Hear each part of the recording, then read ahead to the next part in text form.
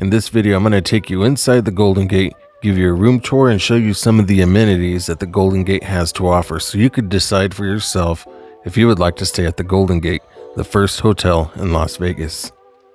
So without taking up too much of your time, let's dive right into this video. The Golden Gate Hotel and Casino is located at 1 Fremont Street in Las Vegas, Nevada. It is part of the Fremont Street Experience and is the oldest and smallest hotel with only 122 rooms. The first record of it being open is January 13th, 1906 as the Hotel Nevada.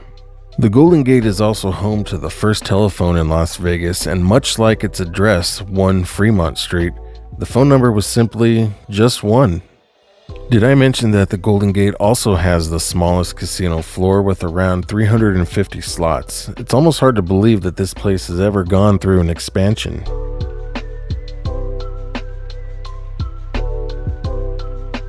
At the very back of the small high limits room, you will see a small lounge with just enough room for 2 people. You'll turn to the right and you'll see an original fountain from 1906, which was rediscovered during one of the casino's renovations.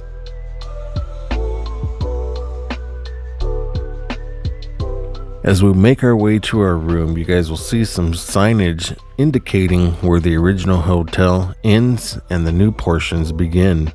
Here where Mrs. 909 is standing, you will see an original bathroom. Although this bathroom must have been a luxury in its time, I think it would be very odd to have a communal bathroom for an entire hotel these days. Our room was 221, and as indicated on the wall, it is the very last of the original 10 rooms.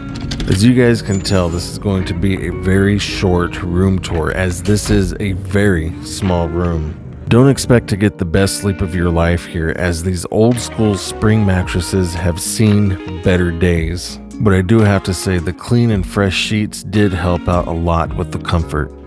One of the selling points to the room, at least for us, was how the windows open and you're basically right on Fremont Street, but still in your room. You get an up close and personal view of the Fremont Street experience. Now for the bathroom. The bathroom is very small. There's barely enough room for one person to maneuver around in here, let alone 2. You could tell the toilet wouldn't even let the door open all of the way.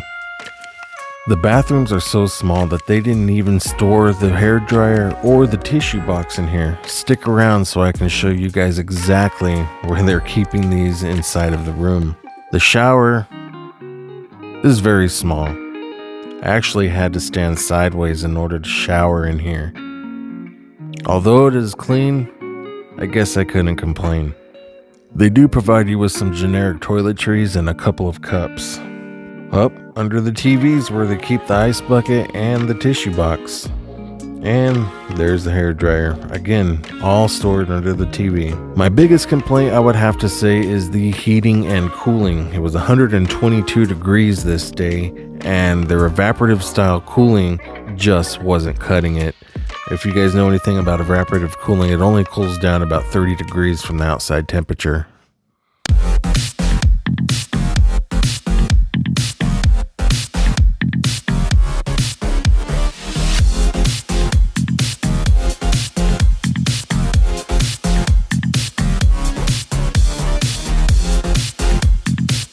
The best part about staying at the Golden Gate is you have access to Stadium Swim at Circa, as Golden Gate is owned by the same company that owns Circa. The massive year-round pool amphitheater boasts 6 different pools, 2 spas, 30 cabanas, 38 day beds, 337 chaise lounges, and the capacity to host 4,000 guests. But the centerpiece at Stadium Swim is the 143-foot screen that you can catch the big game on.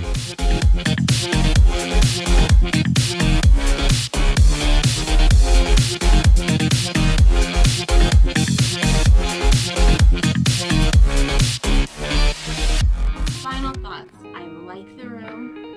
It's little.